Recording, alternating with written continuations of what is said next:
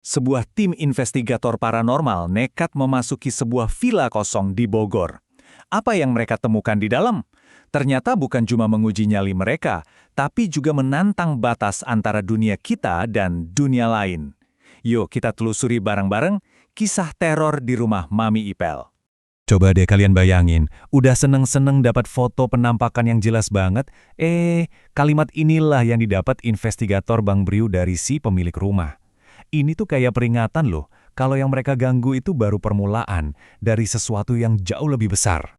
Malam itu, apa yang awalnya cuman investigasi paranormal biasa, cepat banget berubah jadi horor yang makin menjadi-jadi, benar-benar menguji nyali mereka sampai titik penghabisan.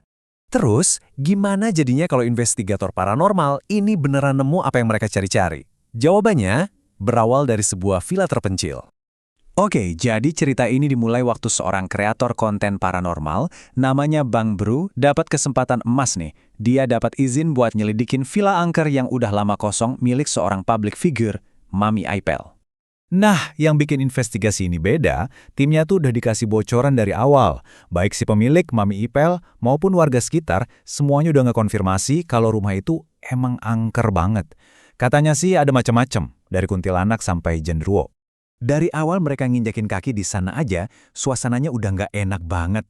Bukan cuma karena semak belukarnya yang bahaya, tapi mereka langsung disambut sama penampakan kakek-kakek di dalam rumah yang anehnya langsung hilang gitu aja pas mereka masuk. Tapi semua kejadian aneh di awal itu ternyata baru pemanasan doang.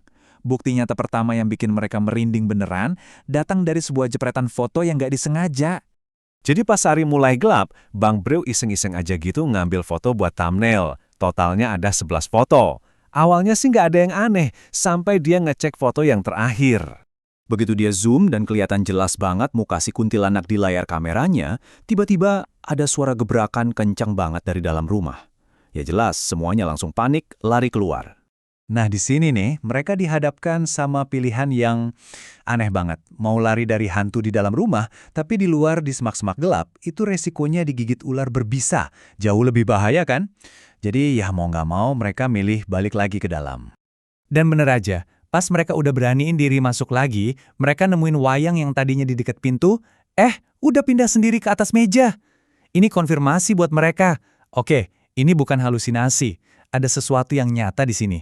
Dan mereka mutusin buat lanjut. Tapi keputusan buat bertahan inilah yang justru ngebawa mereka ke puncak teror malam itu. Investigasinya jadi bahaya banget waktu salah satu kru, si Adipati, nemuin satu barang yang sebenarnya udah dilarang sama Mami Ipel buat diutak-atik. Ngeliat boneka itu, Adipati punya ide yang nekat banget. Dia ngajak buat ritual jelangkung, pakai boneka itu sebagai medium buat manggil arwah. Nah, ini nih pemicunya. Jadi salah satu kru, si Boy, itu udah ketakutan setengah mati dan nolak. Tapi ritual nekat ini tetap dilanjutin. Dan justru karena rasa takutnya yang berlebihan itu, dia jadi pintu masuk yang paling gampang buat si makhluk halus. Dan bener aja, pas Boy mulai kesurupan parah, tiba-tiba semua kamera mati barengan. Padahal baterainya penuh semua loh. Di tengah gelap dan panik, mereka udah nggak bisa fokus baca doa. Akhirnya jalan satu-satunya ya muterin ayat suci dari handphone. Di tengah-tengah kekacauan itu, sosok yang ngerasukin Boy akhirnya ngomong. Dan pesannya jelas banget, ditujuin langsung ke Adipati, orang yang ngusulin ritual ini dari awal. Besok paginya, pastinya masih kebayang-bayang kejadian semalam dong ya Bang Bru. Akhirnya nelpon Mami Ipel. Dan dari obrolan inilah, semua misteri dan rahasia gelap rumah ini mulai kebuka satu persatu. Ternyata, kata Mami Ipel, para penghuni di sana tuh sebenarnya nggak suka ganggu, asal mereka juga nggak diganggu. Kesalahan fatal tim ini adalah mereka udah memprovokasi keluarga kuntilanak yang nganggap rumah itu kerajaan mereka. Biar makin kebayang sekuat apa penjaga di sana, Mami Ipel cerita soal kejadian nyata. Ada pencuri nekat ngambil kursi antik. Malamnya, dia langsung didatangin sosok gede tinggi, disuruh balikin. Besoknya, kursi itu balik lagi. Ini tuh peringatan yang jelas banget. Mereka di sana bukan cuma penampakan, tapi penjaga aktif.